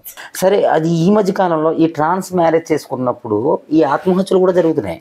వీళ్ళు చనిపోతున్నారు ట్రాన్స్, ఇలా ప్రేమించిన పలానా వాళ్ళని పెళ్లి చేసుకుంటానన్నాడు అని చెప్పేసి. అసలు అక్కడ వరకు వీళ్ళు ఎందుకు వెళుతున్నారండి? అసలు ముందు గుర్తించలేకపోతున్నారా? ప్రేమగా మాట్లాడినప్పుడు ప్రేమనే చూస్తాం కానీ సార్, తిన ఎలాంటి వాడు క్యారెక్టర్ అనేది అనాలైజ్ చేయలేం కదా సార్. ప్రేమగా మాట్లాడుతున్నాడు. ఇక్కడ మనం ముఖ్యంగా మాట్లాడుకోవాల్సింది ఏంటంటే, అలా చేసినప్పుడు ఫీమేల్ అయితే ఇక్కడ చట్టం అండగా ఉంది. నన్ను మోసం చేసాడు అంటే చట్టం అతని మీద చర్యలు తీసుకోవడానికి. ఎస్పెషల్లీ ట్రాన్స్కి లేదు కదా. ట్రాన్స్కి అసలు లేదు సార్. ఎందుకంటే ఇప్పుడు పోలీస్ స్టేషన్కి వెళ్తే ఎలా మానభంగం చేశాడు, ఎక్కడ చేశాడు, అసలు మీరు ఎందుకు వచ్చారు, ముందు బయటకు వెళ్ళండి, ముందు అర్జెంట్ గా బయటకు వెళ్ళండి. ఎందుకు మీరు వాళ్ళని కంప్లైంట్ ఇస్తారు? మీరే బయట పోతే 3 మందిని ఇబ్బంది పెడుతూ ఉంటారు. అదే చెప్తాను సార్ ఎవరికైనా. అలాంటి పోలీస్ వ్యవస్థ మొత్తాన్ని తప్పు పట్టను కాదు, నేను ముందే చెప్తున్నాను. వ్యవస్థ మొత్తాన్ని తప్పు పట్టను. మమ్మల్ని రెస్పెక్ట్ చేసి మాకు వాల్యూ ఇచ్చే ఆఫీసర్స్ కూడా ఉన్నారు. అమ్మ మీరు ఇలా కాకండి, మాలో ఒక కౌన్సిలర్ ఒక అవేర్నెస్ తీసుకొచ్చి మీరు ఇలా బ్రతకండి అమ్మా, మీ బ్రతుకు తెరువుకి మేము అడ్డైతే రాము, కాకపోతే అసాంఘికమైన కార్యకలాపాలు చెయ్యకండి, ఇదే చెప్తారు పోలీస్ వాళ్ళు. ఒకవేళ మేము మర్యాదగా బ్రతికినాను, ఎలాంటి ఇబ్బంది లేకుండా బ్రతికినాను, ఎదురయ్యే వాళ్ళు ఉంటారు కదా. ఇప్పుడు పిల్లలు బయటకు వెళ్తారు, ఒక ప్లేస్ లో నుంచి ఉంటారు, ఒక ఏదైనా పని చేయడానికి, సెక్స్ వర్క్ చేయడానికి పని ఉంది సార్. అక్కడ కొంతమంది రౌడీలు వస్తారు, ఆ ప్లేస్ కి కొంతమంది రౌడీలు వస్తారు. అలా కొంతమంది రౌడీలు వచ్చి పిల్లల్ని ఇబ్బంది పెట్టి వాళ్ళే 300, 400, 200కి అక్కడ తప్పుడు పని చేసుకుంటూ జీవిత విధానం కోసం సాగిస్తున్నప్పుడు మీరు వచ్చి వాళ్ళని కొట్టి వాళ్ళకి సెక్సువల్ హెరాస్మెంట్ చేసి ఆ డబ్బులు లాక్కెళ్ళిపోతే ఇంకంతకన్నా దౌర్భాగ్యం ఏముంటుంది చెప్పండి సార్ ఒకసారి. అలాంటి సిచ్యువేషన్ లో నేను స్టేషన్స్ కి వెళ్ళి కేసు కూడా ఫైల్ చేసి కోర్టులో వేసిన దాఖలు కూడా ఉన్నాయి. అదే పండు గారు, ఇక్కడ నేను అడిగేది ఏంటంటే, ఒక అమ్మాయిని ఒక అబ్బాయి ప్రేమించాడు, మోసం చేశాడు, ఈ అమ్మాయి వెళ్ళి కంప్లైంట్ చేస్తుంది, ఇక్కడ చట్టం రక్షణగా ఉంటుంది. ట్రాన్స్కి అలాంటి రక్షణ లేదు కదా అంటున్నాను. అదే చెప్తున్నాను సార్, ట్రాన్స్కి అలాంటి రక్షణ నేను అదే ఒకళ్ళు యాక్సెప్ట్ చేస్తారు, ఒకళ్ళు యాక్సెప్ట్ చేస్తారు. ఆ ఆఫీసర్ మంచి అతను అనుకో, అది తీసుకోవాలి, స్ట్రాంగ్ గా తీసుకోవాలి ఈ కేసు. మానవత్వం కలిగిన ఆఫీసర్ అనుకో, స్ట్రాంగ్ గా వీళ్ళదేలే అందరిలో ఎందుకు వదిలేయడం, వేస్ట్. వీళ్ళు సమాజం ఎలా అయితే ఉందో పోనీలే, వీళ్ళు ఎందుకు వచ్చారు, పంపించండి, రాసి పంపించిన ఆ నిమిషానికి తతంగం జరిపించేస్తారు. కానీ మీరు స్ట్రాంగ్ గా నిలబడి ఫైట్ చేస్తే, కొంతమంది ఆఫీసర్లు ఉన్నారు సార్ మాకు హెల్ప్ చేసి మీకు డెఫినెట్లీ న్యాయం చేస్తామమ్మా అని చెప్తున్నారు. అదే చెప్తున్నా సార్, ఇక్కడ మా పిల్లలు గుడారుగుంటానికి ప్లేస్ ఉంటారు, నిలబడతారు సార్. మాకు రీసెంట్ గా సి గారు వాళ్ళు పిలిచి అమ్మ ఉండద్దమ్మా ఇబ్బందికరంగా ఉంది అంటే మేము మానేస్తాం. ఇంతలా మానేసి బ్రతికినా సరే బయట ఎక్కడికైనా వెళ్ళి మేము బ్రతకాలి ఉండాలి అనుకుంటే అక్కడ కూడా మాకు ఇబ్బంది లేదు. ఎక్కడికి వెళ్ళి సమాజంలో ఇల్లు ఇప్పుడు హౌసెస్ ఇవ్వాలంటే మమ్మల్ని చూసేసరికి 5,000, 3,000 ఉన్నాయంటే 5 అయిపోతుంది రెంట్. కూరగాయల కొట్టుకు వెళ్ళాలంటే అందరూ ఉంటే సమానంగా పర్లేదు, మేము లేకపోతే అది పెరిగిపోతుంది, ఎవరు లేకపోతే పెరిగిపోతుంది. ఎందుకు అలా పెంచడం? మీ దగ్గర డబ్బులు ఎక్కువ ఉంటాయినా? డబ్బులు మా దగ్గర ఎక్కడ ఉంటాయి సార్, మీరు ఇచ్చేదాంతో బ్రతికే వాళ్ళం కదా. అదే చెప్తున్నాను, మేము మనిషి ప్రేమకి లొంగుతాం కానీ దోచుకోవడానికి అనేక రకాల ప్రయత్నాలు ఎవరైనా సరే సార్ ప్రేమకి లొంగుతాం కానీ దేనికి లొంగదు సార్. డబ్బు ఏముంది సార్, సంపాదిస్తూ ఉంటాం, వెళ్తాం, ఇలా కొడితే ₹1 ఇస్తారు, తీసుకొని వస్తాం. ఈ రోజు రూపాయి ఈ రోజు ఖర్చు పెట్టడానికే చూస్తాం, రేపు ఏం జరుగుతుంది చూడడం. వాళ్ళు ఫ్యూచర్ ప్లాన్స్ ఉండు. నేను అదే చెప్తాను ఎవరికైనా, ఫ్యూచర్ ప్లాన్ అనేది ఉండాలి. ఇప్పుడు మనకి ఈ సమాజంలో మనం మనుషులుగా బ్రతుకుతున్నాము అంటే ₹1 మనకు కావాలి అంటే మనం ఇప్పుడు మనకు ఒక మంచి బాండింగ్ ఏర్పాటు చేసుకొని ఒక బిల్డ్ గా ఉండి మనం ఏం లేం కదా. ఒక 10,000 ఎక్కడికైనా వెళ్ళి తెచ్చుకోవాలంటే ఈ రోజుల్లో 10,000 ఇవ్వాలంటే వాడి షూరిటీ సంతకాలు అయ్యి పెట్టి తెలిసి ఉంటేనే ఇస్తాడు. నీకు ఏదైనా జరగరాని జరిగితే, ఒకవేళ ఆపద జరిగితే ఎవరిస్తారు? ఎవరి దగ్గరికి వెళ్ళి తెచ్చుకునే సిచ్యువేషన్ లో మనం లేం కదా. అందుకే చెప్తాను, మనకు కావాల్సిన అవసరం ఏంది కొంచెం సేవ్ చేసుకోండి. సేవింగ్ కూడా ఉండాలి. డబ్బును మాత్రం వృధా చేయొద్దు, దయచేసి వృధా చేయొద్దు. ఈ మగవాళ్ళ ప్రేమలో, వాళ్ళ ప్రేమలో, వీళ్ళ ప్రేమలో అన్ని ఉంటాయి. ఏదైనా ఒక ట్రాన్స్ కమ్యూనిటీ కొనుక్కోవాలంటే డబ్బు పెట్టి కొనుక్కోవాలి. ప్రేమను కూడా వాస్తవం సార్. అది తల్లిదండ్రుల ప్రేమైనను, భర్త ప్రేమైనను, బంధువుల ప్రేమైనను, కేవలం మాకు దొరికేది మా ప్రేమ మాత్రమే. మీలో మీకే ప్రేమ, ఆ ప్రేమ మాత్రమే స్వచ్ఛం సార్. మరి ఇది మాత్రం ఫ్రీగా దొరుకుతుంది. Free sir. మిగతా అన్ని కొనుక్కోవాల్సింది. ఈ సమాజంలో వివక్షత, లేకపోతే చిన్న చూపు, హేళన ఇలాంటివి అనుభవిస్తున్న మీరు, మీకోసం అసలు ప్రభుత్వాలు ఎలాంటి చర్యలు తీసుకుంటే మీరు ఒక ముందడుగు వేస్తారు, ఒక ముందుకు వెళ్తారు? ఇంకా చదువుకున్న వాళ్ళకి రిజర్వేషన్స్ కల్పించాలి, జాబ్ ఫెసిలిటీస్ అనేది ఉండాలి, మెయిన్ గా సమాన హక్కు అనేది ఉండాలి. ఇప్పుడు ఈక్వాలిటీ మాట. కాంచన సినిమా వచ్చి మాకు చాలా విలువనిచ్చింది సార్ నిజంగా చెప్పాలంటే. కాంచన మూవీ వచ్చిన తర్వాత, అంత ముందు మీకు ఇందాక చెప్పాను కదా, అంటరాని వాళ్ళుగా చూసేవారు. ఇలా అప్పుడు తెలియదు ఎవరికి, పేరెంట్స్ యొక్క భావోద్వేగాలు, ఆ విధానాలు కానీ ఎవరికి తెలియదు. నిజంగా thank you Lawrence sir and Sharath sir, అందరికి థ్యాంక్స్ చెప్పాలి. అది వచ్చిన తర్వాత, ఆ సినిమా వచ్చిన తర్వాత గౌరవం అనేది కొద్దిగా పెరిగింది సార్, ఏర్పడ్డది. కానీ వివక్షత అనేది లోపల ఎలాగా ఉంది, అది ఇంటర్నల్ గా ఎలాగా ఉంటుంది మాట. ఆ వివక్షత నుంచి మేము బయటకు వస్తూ చాలా ఫేస్ చేసి, చాలా రకాలుగా మార్పు చేయాలని ట్రై చేసినా ఆ మార్పు అవ్వలేదు సార్ నిజంగా. అదే నేను చెప్పేది ఏంటంటే, సమాజంలో ప్రజాస్వామ్య దేశంలో మీరు భాగం, మీకు ఓటు హక్కు ఉంది. మీరు ప్రభుత్వాన్ని అసలు ఏం కోరుకుంటున్నారు? ప్రభుత్వాలు మీకు ఏం చేయాలని మీరు చెప్తున్నారు? డిమాండ్ అనేది ఉంటుంది కదా. డిమాండ్ చేస్తున్నాను సార్, రిజర్వేషన్ కల్పించాలి. ఒక మెయిల్ కి ఫిమేల్ కి ఎలాంటి రిజర్వేషన్స్ కల్పిస్తారో మాకు అలాంటి రిజర్వేషన్ కల్పించాలి. చదువుకున్న పిల్లలకి ఉద్యోగాలు అనేవి ఇప్పించాలి. మెయిన్ గా మా వాళ్ళు ఎవరైతే చదువుతాను అని అన్నట్లయితే వాళ్ళందరికీ కూడా ఎడ్యుకేషన్ ఫెసిలిటీస్ అనేవి కల్పించాలి. ఇప్పుడు మేము ఈ అమ్మాయి చదువుతుంది, ఈ అమ్మాయి ఇలా వెళ్ళిపోయి కాలేజ్ లో జాయిన్ అవ్వాలంటే జాయిన్ అవ్వలేదు. మళ్ళీ వీళ్ళు వెళ్ళి ఒక సర్టిఫికేట్ తీసుకురావాల్సి వచ్చింది. అమలాపురం వెళ్ళి ఇలా వెళ్ళి అంటే ఈ డ్రెస్ చేంజింగ్ ఐడెంటిటీ మేల్ కాకపోతే ఫిమేల్ గా మారింది. ఐడెంటిటీ కార్డ్ లో చూస్తే మేల్ గా ఉంది, నువ్వు మారింది డ్రెస్ లో ఫిమేల్ గా ఉన్నావు. సో రెండింటికి డిఫరెన్స్ వస్తుంది కదా. కాలేజ్ ఎలా జాయిన్ ఎగ్జామినేషన్ టైం లో కూడా మీకు ఇబ్బంది కలుగుతుంది సార్. అలాంటప్పుడు ఒక సర్టిఫికేట్ అనేది తెచ్చుకోవాలి. అలాంటిది ఏం లేకుండా, నార్మల్ ఇప్పుడు ఒక వ్యక్తి, ఒక మగబ్బాయి వెళ్తాడు, తను తెచ్చుకోవడానికి ఉండదు కదా, నేను మగండి అని చెప్తాడు. అక్కడ ఫిమేల్ వెళ్తే అలాగే ఇలా తెచ్చుకుంటారు సర్టిఫికేట్ కూడా, హ్యాపీగా జాయిన్ అవుద్ది, కాలేజ్ చదువు. అలాగే తినేందుకు చదవకూడదు. మళ్ళీ మాకు ఒక సర్టిఫికేట్స్, కొత్త రూల్స్ ఇవన్నీ తీసేయాలి సార్. థర్డ్ జెండర్ అన్ని ఎటువంటి ప్రాబ్లమ్స్ లేకుండా హైయర్ ఎడ్యుకేషన్ చదవడానికి మంచి ఫెసిలిటీస్ ఎలా అయితే ఇప్పుడు అందరికీ ఉన్నాయి, ఈక్వాలిటీ ఫెసిలిటీస్ అనేది. ఇప్పుడు కర్ణాటకలో రీసెంట్లీ 2021 నుంచి ఓ రిజర్వేషన్ అయితే అమలు అవుతుంది. మన ఉభయ తెలుగు రాష్ట్రాల్లో మాత్రం ప్రభుత్వాలు ఉన్నాయి, మీకు ప్రత్యేకమైన ఒక శాఖ కూడా ఉంది. అయితే వాళ్ళు ఎంతవరకు చేస్తున్నారనే తెలియదు. మీరు వీళ్ళని ఏం అడుగుతున్నారు? అసలు ఎలక్షన్ కూడా మన దగ్గరలో ఉన్నాయి. వచ్చే ప్రభుత్వాలని, రాబోయే ప్రభుత్వాలని పర్టికులర్గా మీ కమ్యూనిటీ నుంచి ఎలాంటి డిమాండ్స్ పెడుతున్నారు మీరు? రాబోయే ప్రభుత్వానికి ఒకటే చెప్తాను సార్, వచ్చే ప్రభుత్వాలకు కూడా మేము ఎన్నో ప్రభుత్వాలు చూసాం. ఒక 2-3 ప్రభుత్వాలని మేము చూసాము. వాళ్ళ దగ్గరికి మేము వెళ్ళాం, వాళ్ళు ఎవరైతే ఉన్నతాధికారులలో వాళ్ళని కలిసాం. మెయిన్ ఒకటే సార్, మాకు దయచేసి ఉండడానికి నివాస స్థలం మాత్రం కల్పించాలి. అవుట్ సైడ్స్ ప్రెసెంట్ ఈ రాష్ట్రంలో 30 లక్షల పైచిలకు స్థలాలు ఇచ్చారండి. ఏవి సార్ 30 లక్షల పైచిలకు స్థలాలు ఇచ్చినట్లయితే మరి మేము ఈ రోజు 5,000 6,000 పెట్టుకొని రెంట్ లో ఎందుకు ఉండాలి సార్? అంటే మీ కమ్యూనిటీకి ఇవ్వలేదేమో. మిగతా ఒకటి మేము ఇప్పుడున్న రాజకీయ నాయకులు కలిసాము, పేర్లు ఎందుకు లేదు సార్, ఆయన దగ్గరికి వెళ్ళి సార్ ఇలాగా మాకు వచ్చిన ఏ అయితే ఉన్నాయి చూడండి, రాజకీయ నాయకుల్లో కూడా చిన్న చూపు. నేను ఒక 9 years బ్యాక్ వెళ్ళిన తర్వాత ఆయన కలిసిన తర్వాత నాకు ఇంకొక మా కాళ్ళు ఒక అమ్మాయికి వచ్చింది. అమ్మ మీకు వచ్చిందమ్మా ఫ్లాట్ లో ఇస్తామా అని చెప్తానంటే సరే సార్ ధన్యవాదాలు. వచ్చిందంటే అంతకన్నా హ్యాపీగా ఫీల్ అవుతాం కదా. నమస్కారం చేసాము, సంతోషపడన్నాం. తీరా వచ్చిన తర్వాత మళ్ళీ ఏదో స్లిప్ ఇస్తే స్లిప్ పట్టుకొని వెళ్ళాం. వెళ్ళిన తర్వాత అమ్మ మీకు రాలేదమ్మా,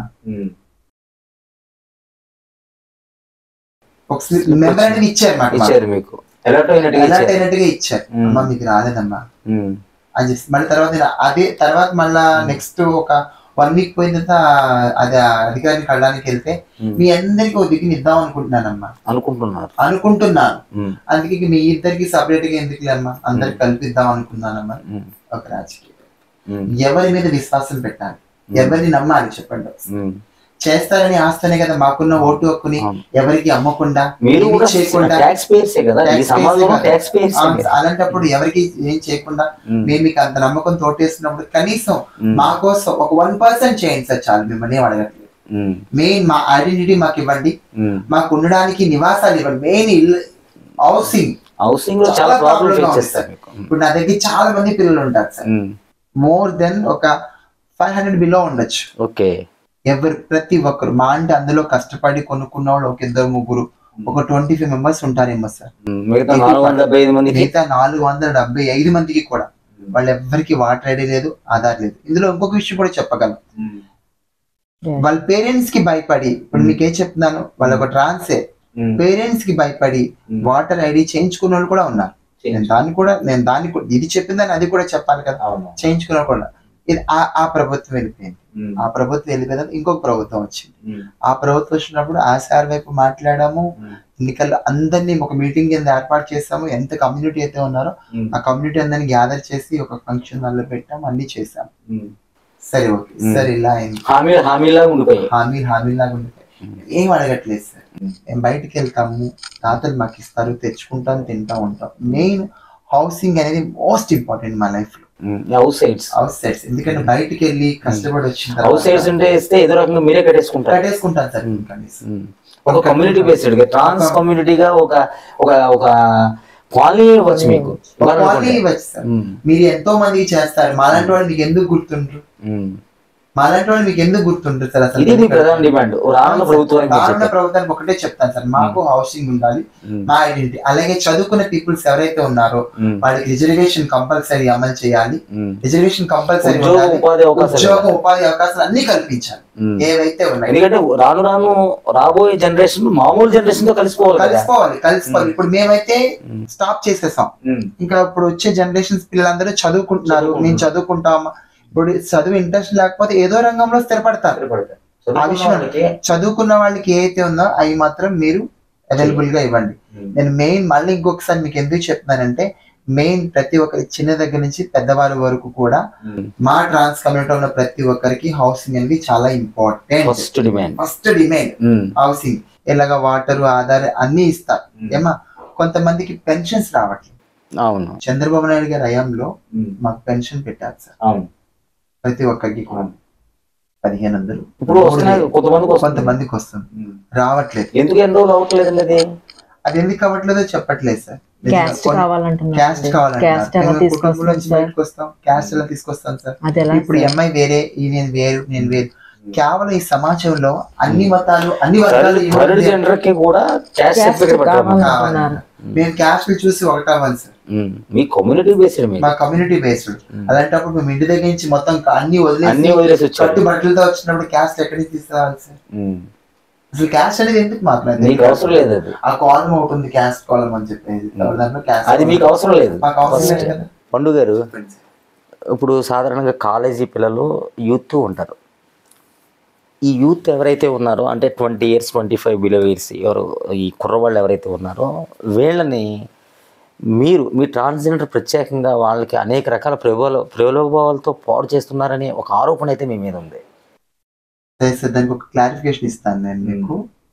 2 చేతులు కలిస్తేనే కదా సార్ చెప్పట్లు, అవునా కదా? ఇప్పుడు మీరు ఏజ్ ఎంత చెప్పారు? 20 నుంచి 25. 20 నుంచి 24. 18 దాకా ఇది మేజర్. ఎవరిని ఎవరు ప్రలోభితం చేస్తారు సార్? ఒకసారి చెప్పండి మీరు. ఎవరిని ఎవరు ప్రలోభితం చేయగలరు? మేము ఆమె సెక్స్ వర్కర్, సెక్చువల్ ఒక ప్లేస్ లో నుంచుంటాం. నుంచున్నప్పుడు అక్కడికి పండు ముసలివాడు వస్తాడు, 18 ఏళ్ళ వాడు కూడా వస్తాడు. ఓపెన్ గా మాట్లాడుతున్నారు. సమ్ అమౌంట్ అనేది తీసుకుంటారు దానికి సుఖాన్ని పంచడం కోసం. అది హెరాస్మెంట్, ఇబ్బంది పెడుతున్నారంటే రావాల్సిన అవసరం ఏమొచ్చింది సార్? అలాంటి వాళ్ళ పేరెంట్స్ ని పెళ్లి చేయండి. వాళ్ళు తెలుసో తెలియక మా దగ్గరికి వస్తారు.